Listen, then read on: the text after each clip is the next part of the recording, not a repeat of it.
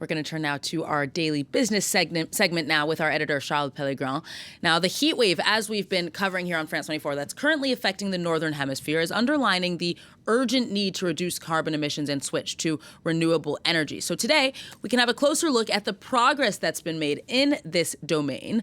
Charles. Absolutely, Aaron. REN21, the Renewables Energy Network for the 21st century, that's what it calls, tracks this every year in its global renewables status report. And this Wednesday, new data has been released about 2022. Let's take a look at some of the broad strokes here in terms of the global energy system supply. It can be separated in three different carriers. We got heat, which represents the biggest energy carrier with 49% of all supply, followed by fuel at 29%, as you can see on that graph, while electricity ranks third at 22%.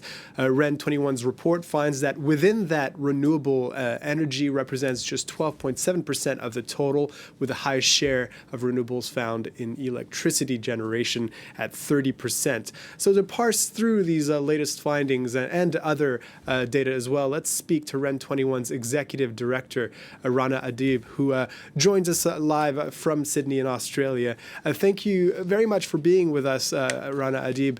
First off, one of the leading conclusions of REN21's assessment is that the share of renewables in electricity generation needs to double, and that renewables need to play a bigger role in heat and fuel as well as electricity. Is this just a matter of setting up specific policies, or are there other things at play here? So indeed, it is definitely a matter of setting up specific policies because when we are looking into the success of renewable energy in the electricity sector, that's actually the result of long-term policy that existed.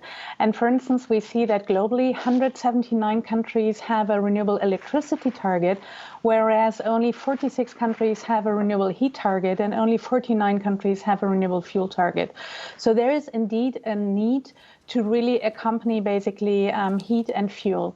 It also means electrifying basically the sectors, in particular the building sector and the transport sector. So advancing electric mobility here, coupling also renewable electricity with heat pumps, for instance.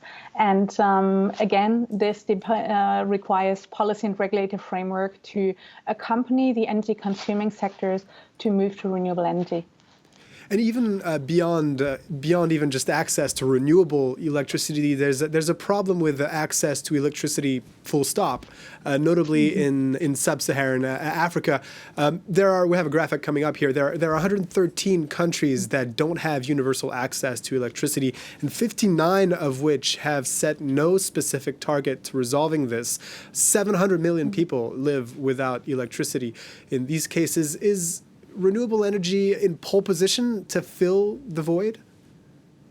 Yes, we see actually that renewable energy can massively support and address the electricity access challenge which those countries are facing. But again, we're in a situation where on the one side, the governments, as we could see from the graph you've shown, do not basically always recognize the opportunity renewables represent to address and provide universal access, but also really fuel the economic activities of those countries. On the other side, the reality also is that when we're looking into the African continent, for instance, only 1.6% of the investment in renewable energy is basically going into Africa and the Middle East. And this is really indicating not only challenges on the policy side, but also in terms of access to technology and in terms of access to finance. So a clear need for the global community to not only focus on renewables for energy security, but also renewables for basic energy supply and for fueling the economic development in developing countries.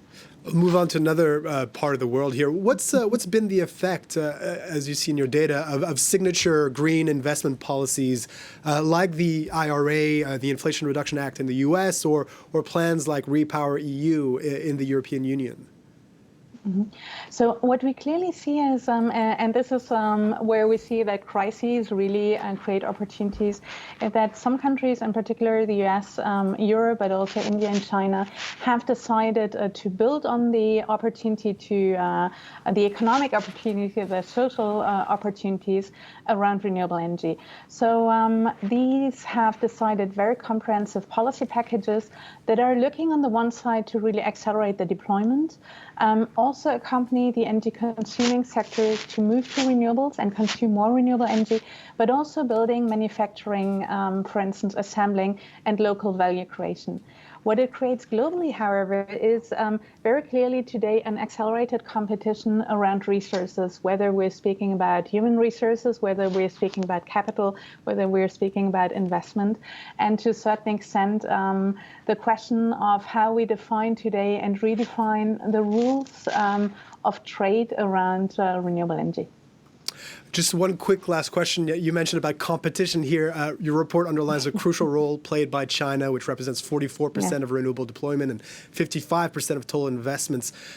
Considering geopolitical tensions, increased calls for decoupling, et cetera, is there a risk of losing more time in reaching our climate goals if the US or the EU looks to reduce its dependence on China on solar panels, for instance, instead, where 80% of these are made there? Yes and no, because the reality of these comprehensive policy packages are really focusing on massively building up the manufacturing capacities. We see, for instance, also the effects when we're looking at Europe that, for instance, the heat pump sector globally is of 10%. In Europe, we'll have 38% of heat pumps. And what is very clear, however, is that China also recognizes, obviously, so they have bans on some of the products on the export, but they also see the possibility of developing the domestic markets, but also building new alliances and building up manufacturing capacities outside of China. So big opportunities, challenges, but also opportunities. Rana Adib is the Executive Director of REN21. Thank you very, very much for being with us on France 24. Thank you very much.